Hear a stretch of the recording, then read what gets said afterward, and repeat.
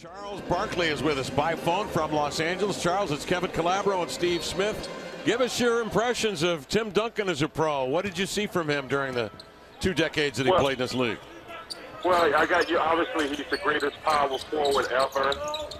And to do it in one city makes it even more remarkable. You know, the guy was just, the thing that amazes me the most is when he wasn't the best player on the team, when he turned it over to Tony Parker and not Kawhi Leonard.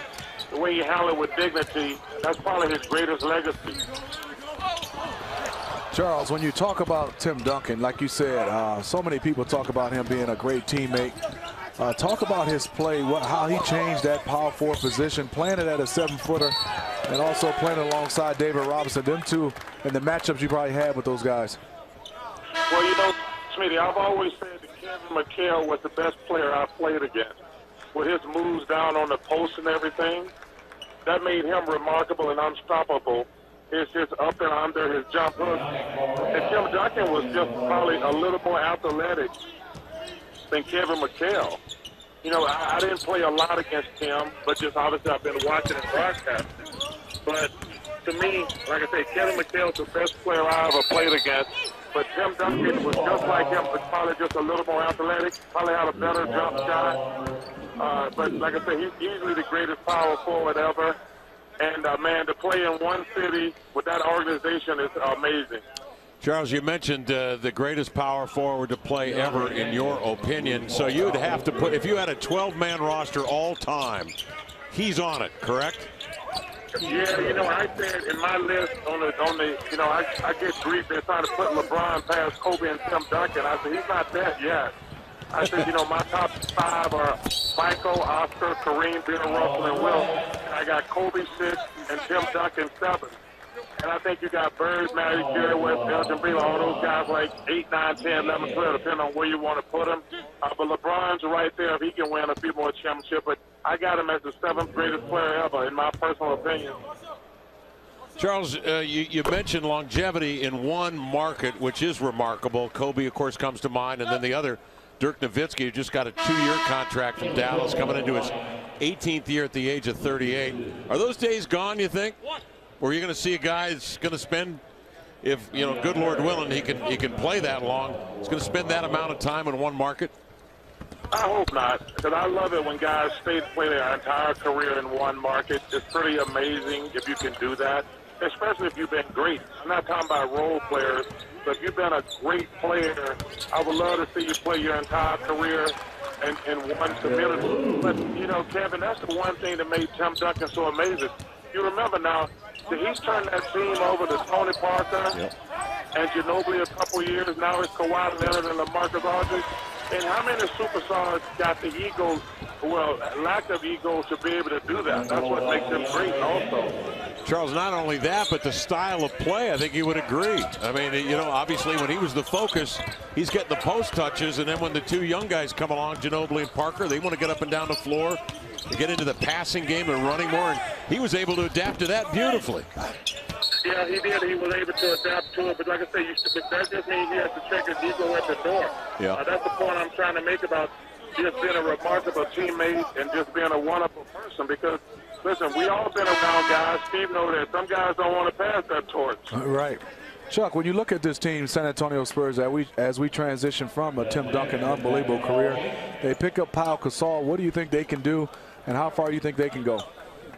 Listen, I think before everybody has the Warriors the championship, I think these people got to talk about it. I love what the Clippers have done. I think going out getting more space is going to help them. They've obviously got to get healthy. But I really like what the Spurs did going out getting Pau Gasol. You know, it's going to be interesting with all them small guys the Warriors got. They're going to be able to score, but can they stop anybody or can they rebound? I think the same problems they had last year. Like I say, they got Kevin, who's a great player, but they're still going to have to rebound the ball and play defense on those big guys down low. Charles, we wish you were here, obviously, but we wish you the best. Have a great summer, man. We'll talk to you later. Hey, just listen, trust me, if I was there, I wouldn't be broadcasting. I'd be at the blackjack table. With a tea time tomorrow, no question. And we'd be there with you, brother. Thanks very much. Charles Barkley with us here on the broadcast. Let's bring in Jeff Van Gundy now to put into perspective a little bit more the career of Tim Duncan. Jeff, when you first heard the news, I'm sure you've been asked to sort of put Tim Duncan into the pantheon of NBA greats. Where does he fit in for you?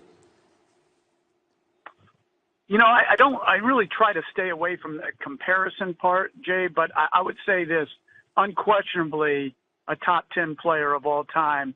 And when you add in his basketball character to the whole equation, he doesn't take a backseat to anyone who's ever played the game. This guy, not only productive, but I thought brought in, along with Steve Nash, a different leadership style for a best player, not the driving force where he's always on his teammates to do more, but more of an encouraging leadership style, which I think he and Nash perfected. Jeff, in an era where egos are just part of the package, with superstar players in particular, he never had one. Talk about him being a coach's dream. Well, I think he had the right amount of ego, Jay. I think you have to have ego to be a great all-time player in any league, but particularly in the NBA where the competition is so stiff. And so I think he had the right handle on how much ego. And he had team ego more than self-ego.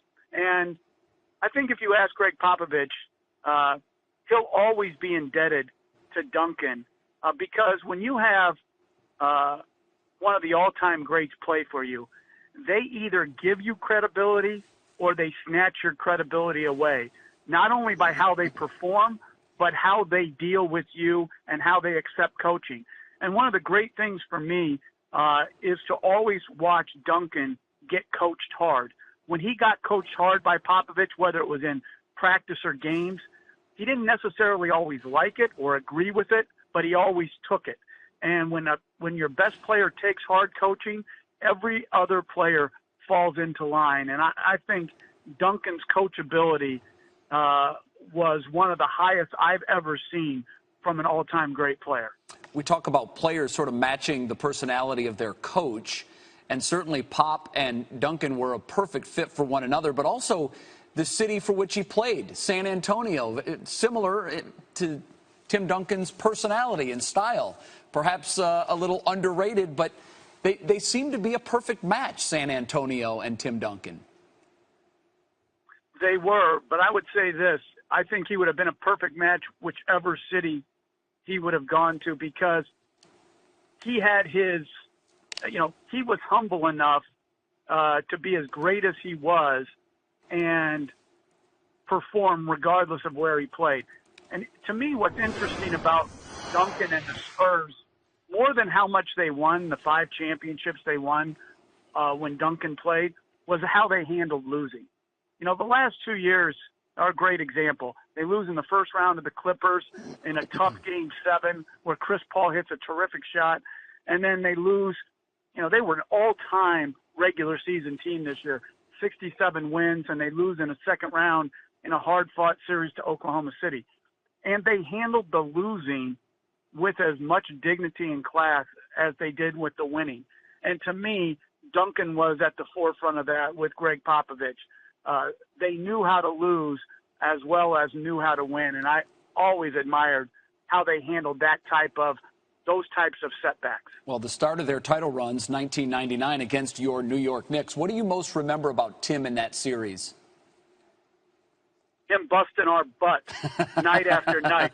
Yeah, that's what I remember. And you know how he rests today. Like how they monitored his minutes. Sure. A lot, right? I wish they would have done that back in '99. We would have had a fighting chance. Unfortunately, he was playing like 40 minutes a night, and we had no answer for him. And you think about that team. That team was on struggle in that lockout year to start the year, and there were rumblings, that there might be a coaching change. And then they had this great run, I think the last maybe 35 games of that regular season. Elliott made the great shot against Portland at home to win a game, and they just sort of ran through the playoffs. They were a great team not necessarily talent-wise on the perimeter. They were very average to below average on the perimeter. But up front, he and Robinson were terrific. And I think, the thing that also I admire about San Antonio, so many things. I admired how Robinson gracefully stepped into the background as Duncan ascended. And then Duncan did the same thing. As he was getting older, he turned it first over to Parker and Ginobili and played more of a role offensively. And then when Kawhi Leonard and then Aldridge came aboard, he took another step back. And handling that gracefully is very challenging for an all-time great player, and Duncan mastered it. Jeff, if you would, talk about his fundamentals and how they were so important to him as a player, and how when he would look at a perceived weakness in his game, he would work to improve in that area. Well, Tim Duncan was coached so very well by Dave Odom at Wake Forest. He came into the league ready-made to play and excel right off the bat. And as you talked about, you don't do that unless you're fundamentally sound, and he was. And the one fundamental that he got appreciably better at throughout his career was his passing. When he first came into the NBA, he was not a great passer, particularly out of double teams. But by the end of his career, he was an outstanding passer. And I think it's that diligence and the discipline to try to work on things on your non-strengths. And Duncan did that throughout his career, kept evolving as a player, kept improving, and then, figured out what he had to do to help his team be the best possible they could be. Incredible admiration for his basketball career and character. It's interesting. The game seems to be changing, and it evolved during his career from their first championship to their last championship. And you talk about the gracefulness in which the torch was passed from Robinson to Duncan and Duncan to Leonard in this new group. How important in the total legacy of Tim Duncan is the different teammates that he played with throughout his years? He was able to win with a lot of different combinations. Yes, and in a lot of different roles. And I think that's a big factor. We've had some all-time greats, but they could never play a lesser role. That just wasn't within them. Duncan probably had a hard time with lesser minutes and lesser role, but you never saw it. And you never let it impact his game or their game. And to win like San Antonio has won, I mean, the number of 50-win seasons, the winning records on the road year after year after year, the ability to dominate at home, it's just incredible. And like I said before, Jay, listen, they won in his 19 years 5 championships, right? But they didn't win 14 years. And I was as impressed with the 14 years where they didn't win by how they handled it as an organization, as a best player, and as a coach, as I was in their 5 years that they did win, because they never let losing divide them or disappointment divide them. They came back recharged, re-energized, and they always gave their best. And I thought more than any organization in the NBA, they absolutely win with class and they lose with class. A model organization and certainly a model superstar for the ages. 19-year career of Tim Duncan comes to an end today. During those 19 years, the Spurs won 71% of their games. No team in pro sports over that same stretch won as much.